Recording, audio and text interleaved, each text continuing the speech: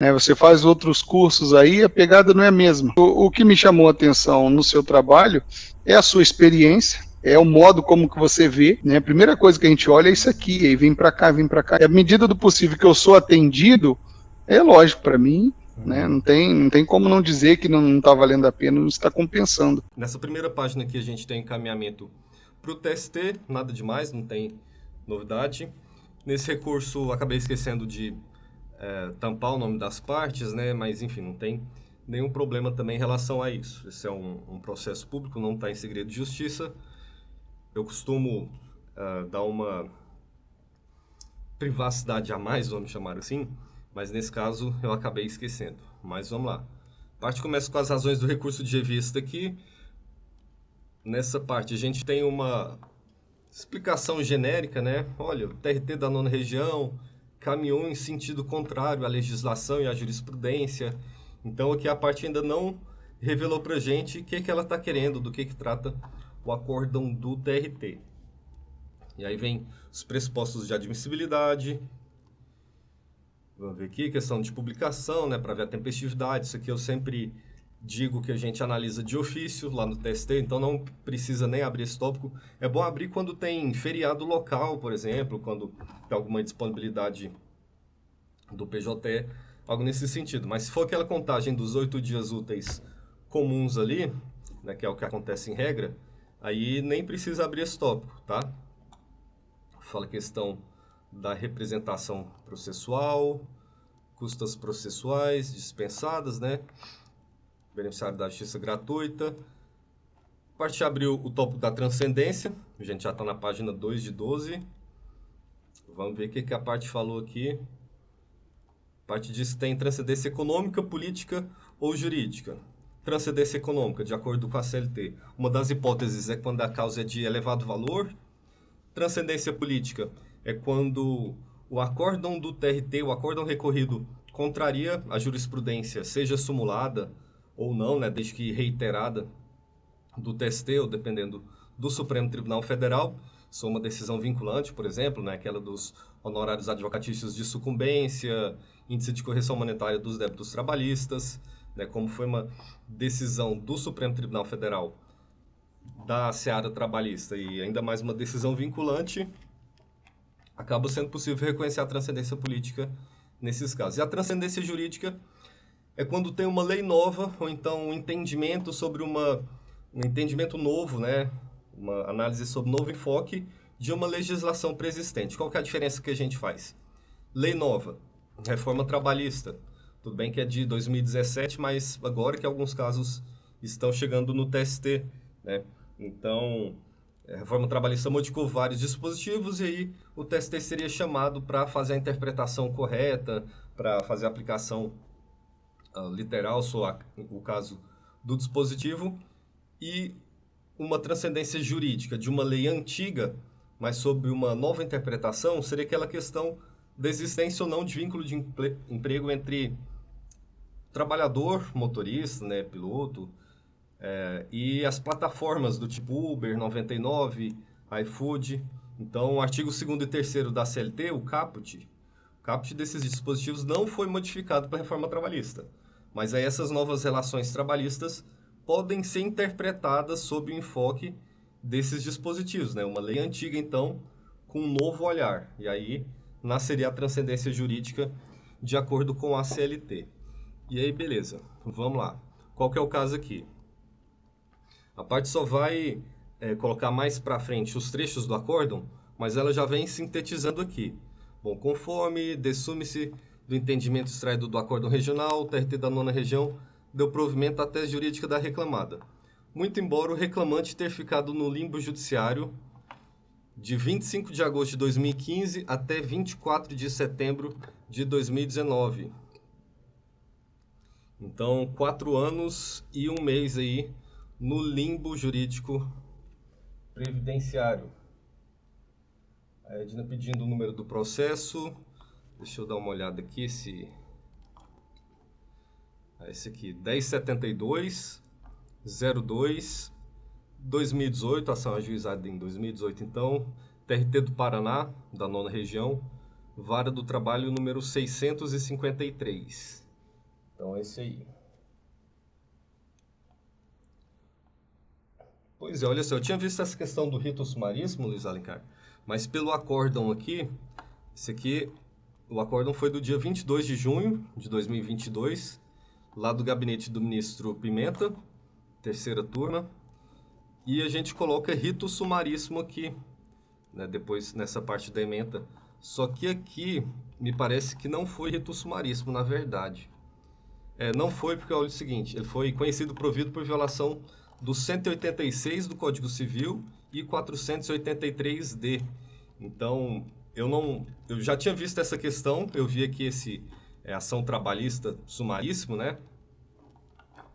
Mas quando a gente vê no acórdão aqui, a gente sabe que o rito sumaríssimo tem as restrições, né? Só pode ser conhecido provido por violação de dispositivo da Constituição Federal ou contrariedade à súmula do TST ou súmula vinculante do Supremo Tribunal Federal. Então, pode ser que tenha ocorrido alguma modificação ali, né, do rito, ou então às vezes o advogado só confundiu, enfim, não sei o que aconteceu. Depois eu poderia até dar uma olhada para informar para vocês, tá? Aliás, vamos até dar uma olhada nisso aqui agora. Deixa eu confirmar aqui. Só para a gente matar essa curiosidade, né?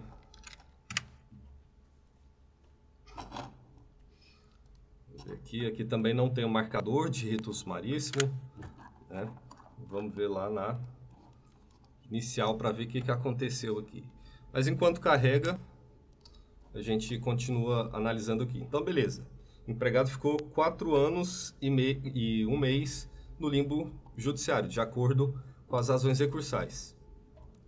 E aí o TRT da 9ª Região entendeu que não houve falta grave do empregador, que apenas discordou da cessação do benefício previdenciário do reclamante. O INSS falou que o reclamante estava ok, a empresa entendeu que não estava ok, não estava apto para o retorno ao trabalho, e aí ele não recebeu nem o benefício previdenciário, nem os salários da empresa. Ante exposto, o TRT não reconheceu a rescisão direta do contrato de trabalho, entendendo que o rompimento ocorreu por iniciativa do empregado, pedido de demissão do trabalhador. E aí que então a gente vai ver uma outra questão interessante, que é essa compatibilidade entre esse pedido de demissão e por que está entre aspas. Porque tem as teses, né, de que, olha, quando o empregado se demite, não é um pedido de demissão, vai lá, se demite e pronto. Porque pedido dependeria de aprovação do empregador, só que como não depende, seria demissão. E aí, enfim, o TST, boa parte das turmas, tem entendimento de que existe compatibilidade entre o pedido de demissão e a rescisão indireta. Ou seja, não é porque o empregado se demitiu que posteriormente ele não pode discutir essa rescisão indireta do contrato de trabalho, né? Não, esse aqui não fui eu que fiz essa análise, não. Aliás, a análise eu vou fazer, né? Mas a minuta não fui eu que tinha feito, não. Vamos ver aqui se era rito sumaríssimo ou não. Só pra gente tirar essa curiosidade, tá? É uma inicial relativamente grande, né? Pedidos. O valor da causa aqui.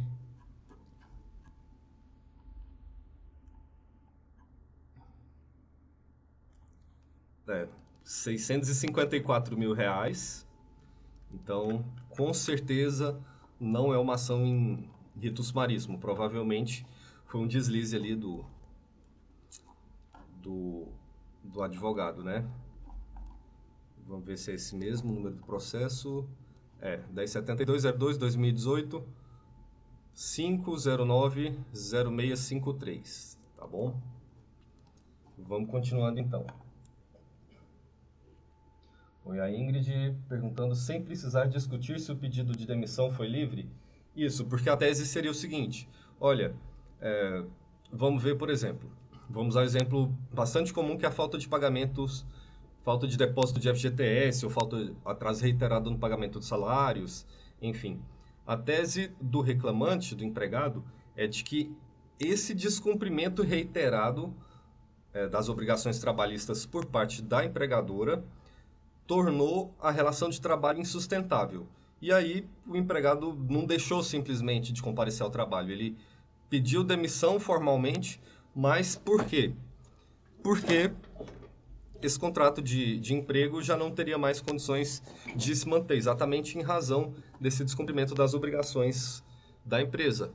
Tá? Então, algumas turmas do TST entendem nesse sentido, mas também tem entendimento no sentido contrário, ou seja, de que não havendo vícios, dolo, coação, né, esse pedido, essa demissão seria válida e aí teria incompatibilidade. Então depende em qual turma que vai cair, né? E aí, vamos ver. O exposto não reconheceu rescisão indireta do contrato de trabalho, entendendo que o rompimento ocorreu por iniciativa do empregado, pelo que excluiu a condenação das obrigações de pagar e de fazer. É exatamente isso aqui. Tem turma do TST que adota esse entendimento. Rompimento ocorreu por iniciativa do empregado, pedido de demissão. E aí, beleza, seriam institutos incompatíveis aí.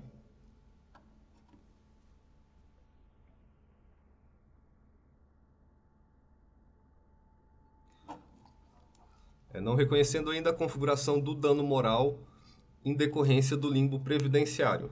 Então, também teve essa questão. Deixa eu voltar aqui para ver qual que foi o entendimento. Tá, determinar reconheceu rescisão indireta e deferiu indenização por danos morais decorrentes do limbo previdenciário.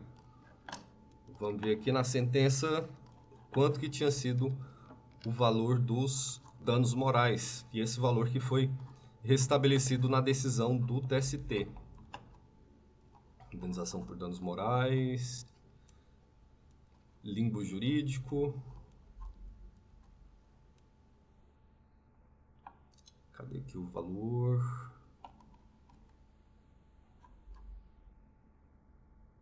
Tá, pagou os salários, tá, rescisão indireta do contrato, indenização por danos morais. R$50 mil. Então, né, teve o reconhecimento da rescisão indireta e mais indenização por danos morais no valor de R$50 mil. Então, aqui foi restabelecida a sentença, né? Voltando aqui propriamente à análise, então, o Tribunal diminuiu o valor de dano moral para assédio moral. Decidir. Aqui a parte já indica violação de alguns dispositivos, mas está misturando tudo. Ó. O valor da indenização por danos morais. Tinha falado da questão do limbo previdenciário antes. A gente vai ver mais para frente que a indicação desse artigo 1º, inciso 3º da Constituição Federal é bastante problemático, porque o 896, a linha C da CLT, pede indicação de violação direta e literal de dispositivo da Constituição Federal. E esse artigo aqui garante, prevê lá como princípio, né, a dignidade da pessoa humana. E assim, está discutindo indenização por danos morais e, assim, esse dispositivo não é tão apto, né, a encaixar na questão dos danos morais. O artigo 5º, inciso 5 ou 10, por exemplo, tem mais a ver com essa indenização por danos morais, por exemplo. Então, não seria o dispositivo adequado, tá? Ele é genérico, esse artigo 1º para inciso 3º, tá? Vamos ver, a transcendência econômica caracteriza-se pelo elevado valor da causa em apreço, decorrente não apenas da vultosa remuneração recebida pelo empregado, mas também manutenção da decisão recorrida fere os princípios gerais da atividade econômica, ao limitar o direito da parte autora em ser reconhecida a rescisão indireta e a minoração dos danos morais arbitrados. Tá mais ou menos aqui, né? Não foi tão genérico, porque não falou, a causa tem transcendência econômica porque tem elevado valor. Não, ele pelo menos explicitou que, olha, o empregado recebe uma remuneração vultosa, né, diz respeito ali aos salários do trabalhador, já que tem a ver com o limbo previdenciário, que ele não está recebendo nem benefício previdenciário nem salário. E aqui repercussão política, transcendência política, né? Por quê? Porque a decisão recorrida desrespeita jurisprudência amplamente exposta pelo TST. Se o TRT não segue jurisprudência, entendimentos de outros TRTs, não tem transcendência política. A transcendência política ocorre quando o TRT, quando o acórdão recorrido não segue jurisprudência do TST. Os outros TRTs não têm a ver com isso, ok? E transcendência jurídica por quê? De acordo com os argumentos aqui do reclamante, porque houve uma equivocada interpretação e aplicação de dispositivos legais. Não tem a ver, então, com nova interpretação de legislação anterior ou nova legislação. Então, assim, essa justificativa, esse enquadramento da transcendência jurídica não está previsto expressamente na CLT, mas como o rol que está lá é meramente exemplificativo, não é taxativo, poderia ser reconhecida a transcendência jurídica aqui nesse caso. Lá no gabinete, por exemplo, a gente não... Deixa eu ver aqui onde está o acordo. A gente nem fala, pelo menos em regra, sobre transcendência, sobre se a causa tem transcendência. A gente analisa se tem antes, tá? Mas não coloca que a causa tem transcendência de tal, sobre tal aspecto. Tem as ementas aqui, né, tudo mais. Mas vocês podem ver que a gente não fala sobre transcendência. Já vem aqui direto, né, analisando o agravo de instrumento. E olha só, aqui foi... Ah, não, era o recurso de revista com agravo. Vamos ver... eu ia falar que era agravo de instrumento que foi provido, mas já era um RR com agravo. Então, vamos lá. Por que tem transcendência? Então, o acórdão contraria a jurisprudência do TST, transcendência política, né? Além de mal interpretar a legislação trabalhista. Seria a transcendência política e jurídica, né? Esses dois aspectos aqui, tá? Luiz Alencar, perdendo a rescisão indireta, converte em pedido de demissão. Aí seria reconhecida a manutenção lá do pedido de demissão, né? Então, resumo da demanda, que o reclamante vem dizendo o que aconteceu de novo. Isso a gente já viu mais para cima, então a gente pode pular. E também não é necessário fazer esse resumo da demanda. Tá falando o que aconteceu na sentença, né? Reconheceu a rescisão indireta, 50 mil de danos morais, reclamado interpôs RO. Isso aqui é tudo historinha que na prática, vou confessar que pelo menos em regra, a gente pula isso aqui, porque isso aqui não interessa para o recurso de revista. E aí, razões do recurso, vamos lá. A gente está na página 5 de 12 já. Tá, rescisão indireta pelo limbo jurídico. A parte volta a informar aqui que ficou 4 anos e 1 mês sem receber nem salário, nem benefício previdenciário, é o chamado limbo previdenciário, né? Limbo jurídico. Vai falando que o TRT não reconheceu a rescisão indireta, excluiu a condenação das obrigações de pagar e de fazer. E aí a parte vem indicando aqui o trecho do acórdão regional que demonstra o pré-questionamento da matéria objeto de insurgência recursal. Vamos ver aqui o tamanho. A gente já percebe que teve destaques em negrito. Ok. E seria um acórdão sucinto também. Na verdade, a parte até omitiu alguns pontos aqui, mas possivelmente era uma parte do acórdão que não merecia, que não faria diferença transcrever ou não, né? Porque podia ser um relatório, por exemplo, algo irrelevante para fins de pré-questionamento. E aí vamos lá ver o que a parte fez aqui. Bom, no caso das infrações, isso aqui já é o acórdão do TRT, tá bom? No caso das infrações cometidas pelo empregador, a ordem justo-trabalhista não confere os poderes fiscalizatórios e de disciplinamento ao empregado, como é evidente. Tá? Então, que é uma aulinha, né? Pegou um estilo de doutrina aqui, não está falando nada do que aconteceu no caso concreto. Isso aqui poderia ser suprimido também.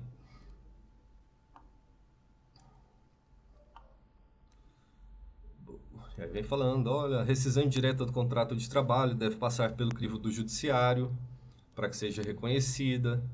Assim, por meio de sentença, fixar-se a data da resolução do contrato de trabalho e tal. E aí aqui começa um pré-questionamento jurídico. Eu ia falar pré-questionamento de fato, mas para não confundir com pré-questionamento de aspecto fático, não vou usar essa expressão, tá bom? E aí aqui a parte vem dizendo o seguinte, a parte não, o TRT, né? A falta praticada pelo empregador deve ser de tamanha gravidade que torne insuportável a continuidade do vínculo de emprego.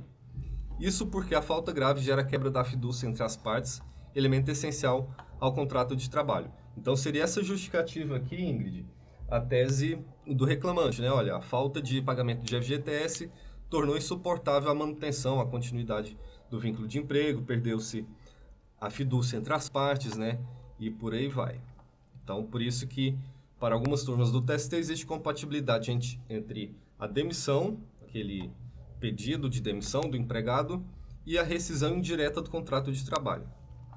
E aí que o pré-questionamento. No caso dos autos, não houve falta grave, lembrando que a gente está tratando de limbo previdenciário, limbo jurídico. O TRT entende que isso não significa que houve falta grave do empregador. O que o empregador fez? Apenas discordou do fim do benefício previdenciário do reclamante. A INSS falou que ele estava apto para o trabalho e a empresa entendeu que não estava apto. Foi apenas essa discordância de acordo com o entendimento do TRT. E isso não seria falta grave, então. Ante exposto, não provada nos autos nenhuma das condutas que autorizam a rescisão indireta do contrato, as hipóteses lá do 483 da CLT, não há como dar ao rompimento contratual outro enquadramento, senão de que a rescisão ocorreu por iniciativa do empregado.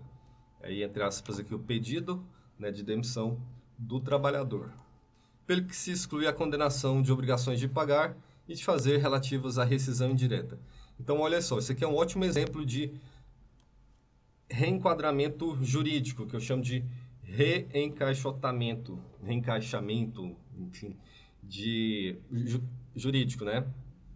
Para o TRT ele pegou o fato, que era qual? Limbo previdenciário.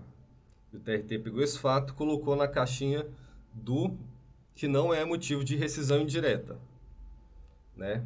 E aí a gente pode pegar esse mesmo fato, limbo jurídico previdenciário, e colocar, reenquadrar ele, reencaixotar na caixinha da rescisão indireta, de fatos que ensejam o enquadramento na rescisão indireta do contrato de trabalho.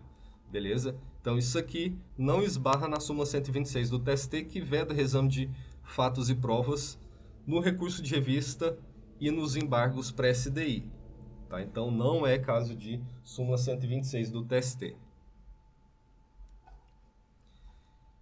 E a parte diz aqui que opôs embargo de declaração, né, a fim de pré-questionar a matéria, para que houvesse análise do pedido de rescisão indireta com base nos termos da linha D do 483 da CLT. Mas olha só, aqui já houve até o pré-questionamento numérico explícito, né? O TRT falou, não existe violação do 483 da CLT, pelo menos na interpretação do TRT. Não era preciso, pelo menos não inicialmente, opor embaixo de declaração que a matéria, que a rescisão indireta pelo limbo previdenciário, limbo jurídico, já estava pré-questionado. O TRT já adotou o posicionamento dele sobre isso. Mas a parte preferiu embargar. E aí teve esse outro trecho aqui. Acórdão em ADs, né? Entende o autor estar caracterizado motivo suficiente a extinção contratual, na forma do 483D da CLT, falando que a empresa não vem procedendo ao pagamento de salários desde 2015. O TRT vem aqui, reescreve, né, o que estava lá no acórdão principal, citando inclusive o 483 da CLT. Disse aqui, olha, já indiquei as razões de decidir, né, razões de formação do convencimento, explicitou tese sobre a questão, fundamentando seu posicionamento. De fato, isso aconteceu. Por só aquele acórdão já era possível inferir qual que era o posicionamento do TRT. E aí fala que não era o caso de embaixo de declaração, né? E aí rejeitou os EDs, então. Beleza. Nas razões recursais, o reclamante vem aqui dizendo, olha, esse acórdão violou a Constituição Federal, porque o trabalhador não pode ficar desamparado de sua remuneração, tendo em vista que esta é essencial ao seu sustento. E aí fere, então, a dignidade humana do trabalhador. Por isso que ele apontou violação do artigo 1º, inciso 3º da Constituição Federal, né, que fala da dignidade da pessoa humana. A parte até transcreveu aqui, e tem como fundamentos, eu tinha falado antes princípios, mas são fundamentos, né? Cidadania, a dignidade da pessoa humana. E assim, aqui dá para ver claramente que não tem a ver. Está discutindo o quê? Rescisão indireta, que é tratada pelo 483, a linha B, a linha D, né? Vamos voltar aqui, só confirmar qual que é a linha. Eu não tenho decorado, mas enfim. A gente pode voltar aqui, só para ficar certinho. A linha D da CLT. Esse dispositivo trata de forma literal sobre a rescisão indireta, muito mais do que o artigo 1º, inciso 3º da CLT. Então a gente tem um problema aí de indicação inadequada de dispositivo tido como inviolado. Indicou também violação do 170, inciso 3º da Constituição Federal. E aí o que esse inciso 3º diz? Função social da propriedade. Não está discutindo nada sobre função social da propriedade. É rescisão indireta, né? E tendo a ver com limbo previdenciário. Então a gente já tem dispositivos muito mais próximos dessa questão da rescisão indireta do que o 1º, inciso 3º, e o 170, inciso 3º da Constituição Federal. Tá? Precisa ter bastante cuidado com a escolha desses dispositivos. Decisão também viola a Constituição Federal, artigo 7º, inciso 6º, pelo qual veda a redução salarial por parte do empregador. Não é exatamente redução salarial, né? Porque ele não estava nem recebendo salário. Redução salarial seria quando, enfim, tivesse redução de alguma gratificação, enfim, algum caso semelhante. E ainda o inciso 10 do mesmo artigo. Qual artigo? Artigo 7º da Constituição Federal, que garante o quê? A proteção do salário na forma das leis, constituindo crime a sua retenção dolosa. Se fosse um rito sumaríssimo, por exemplo, o inciso 10 também estaria mais próximo. Né? Vamos pegar aqui o inciso 1º, que seria um outro também, né? Relação de emprego protegida contra dispensa arbitrária sem justa causa. Nesse caso específico, acho que o inciso 10, de fato, teria mais chance de ser conhecido no rito sumaríssimo. Proteção do salário.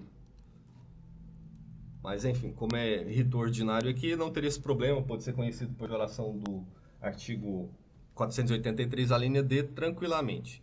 E aí, beleza.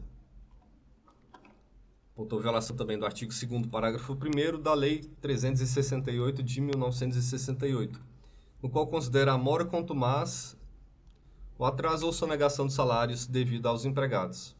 Que é aquela tese, né, de danos morais por atraso ou falta de pagamento dos salários. Ok, aí beleza.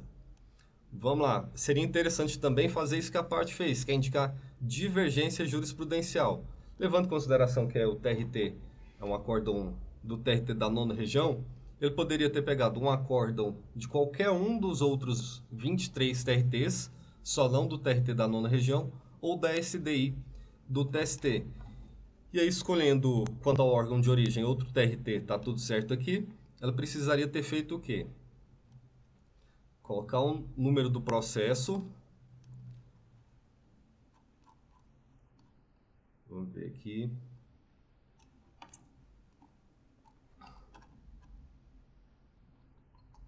Tá, então, o número do processo, né? Que é o da 4ª região.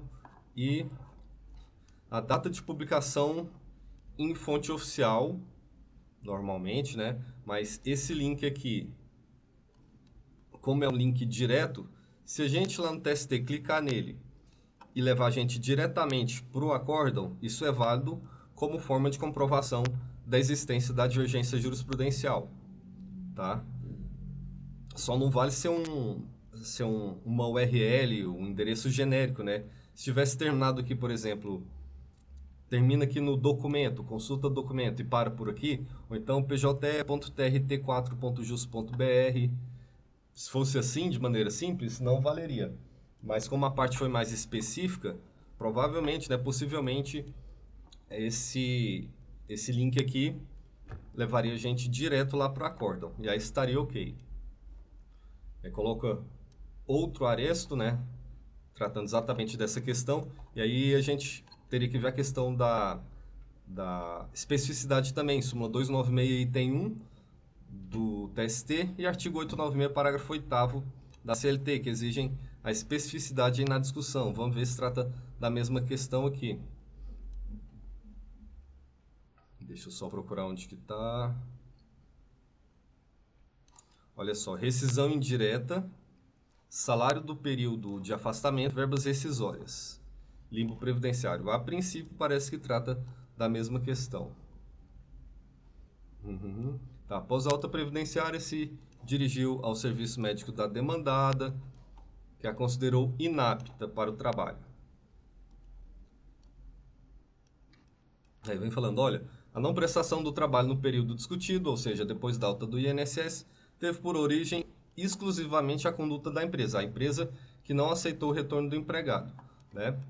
É o que diz exatamente aqui, que não aceitou a alta previdenciária e acaba por assumir a responsabilidade pelo dano causado à empregada. E a gente pode ter algumas questões assim, ah, Murilo, mas tá falando aqui que o período de afastamento foi lá de 2011 até 2007, é uma situação diferente dos autos, foi de 2015 até 2019.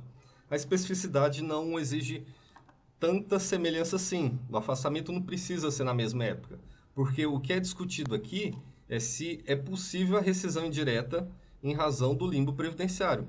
Não importa para a discussão qual foi o período de afastamento. O que importa é que os fatos, o estar no limbo previdenciário, gerou o direito à rescisão indireta, certo? E aí que a gente vai vendo então, né, continuidade da tese do TRT. Reclamante, além de impedida de realizar as tarefas laborais, foi negado recebimento de verbas de natureza alimentar, salários, o que gera o descumprimento de obrigação patronal. Emergindo daí a culpa da demandada ao rejeitar o emprego à trabalhadora quando esta foi declarada apta pelo INSS. Tá? Então tem especificidade da tese aqui. Os dois casos tratam da mesma hipótese: limbo jurídico previdenciário e rescisão indireta.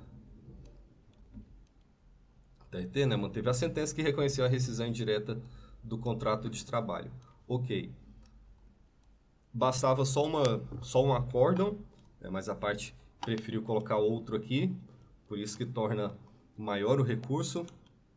Mesmo procedimento, né, de informar a fonte oficial de publicação, colocou outro aresto do TRT da 2ª Região, São Paulo, número do processo,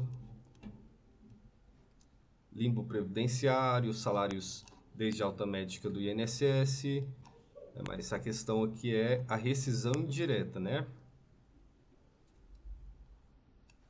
Tá, a linha D do 483 da CLT, de modo a ensejar a rescisão indireta do pacto laboral. Beleza.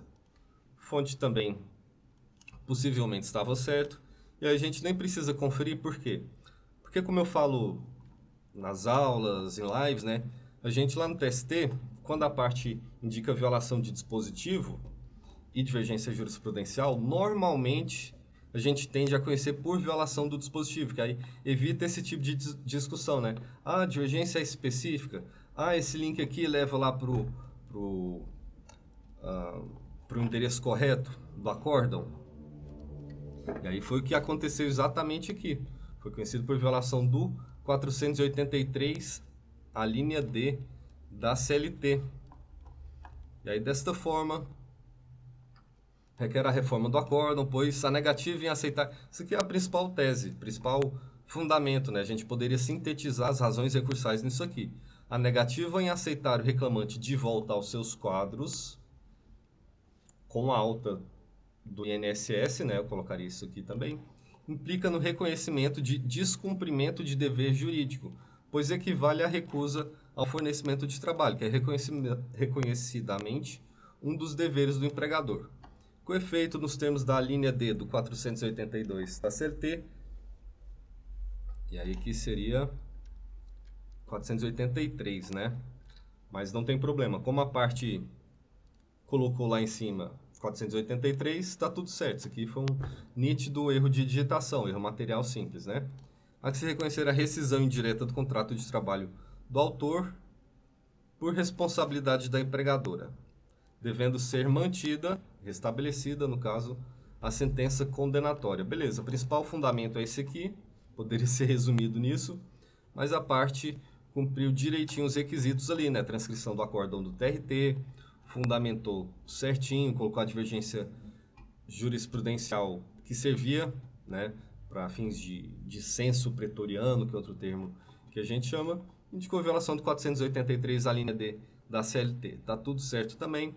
Se fosse uma causa rito sumaríssimo, em tese seria possível conhecer por violação do artigo 7º, inciso 10 da Constituição Federal, mas basicamente é isso aqui, né?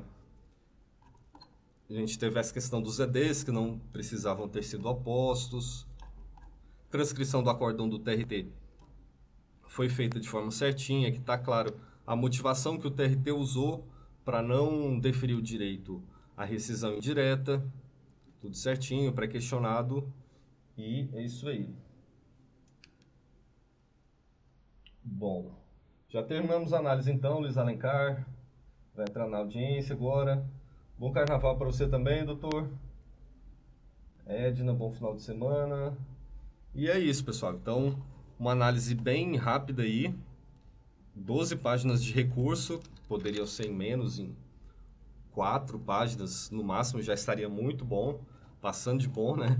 Com a divergência jurisprudencial, trecho de acórdão do TRT que demonstra o pré-questionamento. E é isso, então. Recurso muito bom que no final culminou aí no restabelecimento da sentença que reconheceu a rescisão indireta e restabelecimento da indenização por danos morais decorrentes do limbo previdenciário em R$50 mil, como a gente tinha visto aqui, né? Então, só de honorários aí, a gente sabe que a média é 30%, só dessa indenização por danos morais seriam R$15 mil de honorários advocatícios aí. Já é alguma coisa, né, pessoal? Bom, é isso. Vou ficando por aqui então. Estou à disposição lá no Instagram, perfil @Prof. Murilo Soares. Valeu pela sugestão de tema aí, Marcílio. Muito bom, sempre contribuindo bastante com a gente. Ótimo advogado aí, o Marcílio.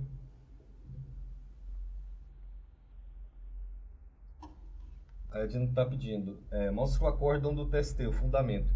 Eu vou mandar o acórdão lá no grupo, tá? E aí a gente vai dando uma olhada também. Tá bom, vai discutindo as teses lá. E outra pergunta aqui do Marcílio, se a tese fosse o não pagamento dos salários durante o limbo, poderia também alegar rescisão indireta? Parece que a tese ia a não aceitação da empresa pelo retorno. Foi exatamente isso, né? Como ele ficou no limbo lá, não receber nem o benefício do INSS, porque o INSS falou, não, você pode voltar a trabalhar, beleza, vai lá na empresa. Chega na empresa, serviço médico da empresa entende que o empregado, a empregada não tem condições de retornar ao trabalho. Então, ele não presta serviços e aí não paga os salários, consequentemente. Então, foi exatamente esse o motivo aí, né? Basílio, parabéns pela excelente live. Valeu, doutor. Sempre com ótimas sugestões lá nas aulas também, ótimas perguntas, observações, ponderações. E vamos lá então, pessoal. Ótimo carnaval, ótimo final de semana. Obrigado por todo mundo que assistiu ao vivo, seja ou que vai assistir depois, né? E até a próxima live então, pessoal. Valeu, um abraço.